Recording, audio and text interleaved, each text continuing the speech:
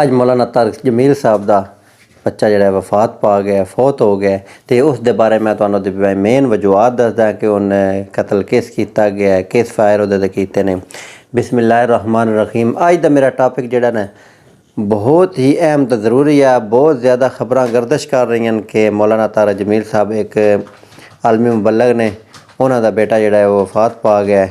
तो कईयों के आखने के मुताबिक ये कि उन्होंने फायर किए गए, कईयों के आखने के मुताबिक कि उन्होंने मतलब कि राह जाते पे ना मालूम अफराद जोड़े ने फायरिंग करके कतल कर दिता गया। लेकिन ये जी हकीकत है ना, हकीकत मैं थोड़े सामने वादे कर लगा, उस गौर ना सुनना। क्यों हर बंदे तो किसी उत्ते इल्ज़ाम लाना सौखा गल काम होंदा, मूँह बोल छड़ना तो सारा कुछ बंदा कर छड़ता। लेकिन जी गल असल होंदी है ना, वो समझनी तो करनी बड़ी औखी होंदी है।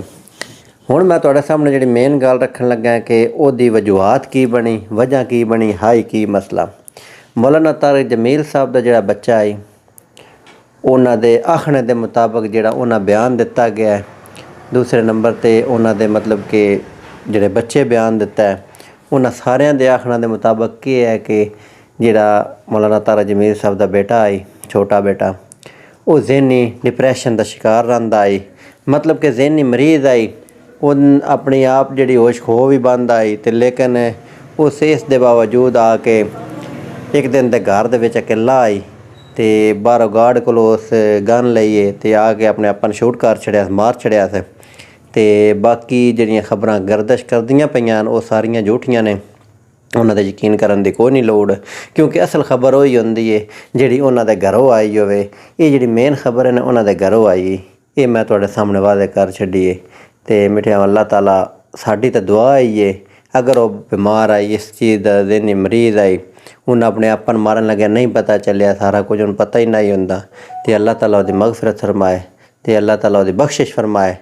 तो बाकी वेखो अजकल जिहड़े हालात के मुताबिक हो रहे हैं इस तरह के काम, ज़्यादातर हज़रात जो डिप्रैशन का शिकार हो जाते हैं, मरीज़ बन जाते हैं, उत्थे आके अपने आप नाल काम करते हैं। लेकिन अज की जी खास जी अहम खबर है तो यही मैं देना चाहता कि उन्होंने उत्ते कतल कहें किसी भी कतल को नहीं किया, किसी भी फायर को नहीं किया, उस अपने आप ने खुद मारिया है तो अपने आप का मतलब कि कतल उस आप किया है। बाकी साड़ी दुआ ही है कि अल्लाह ताला मगफिरत फरमाए।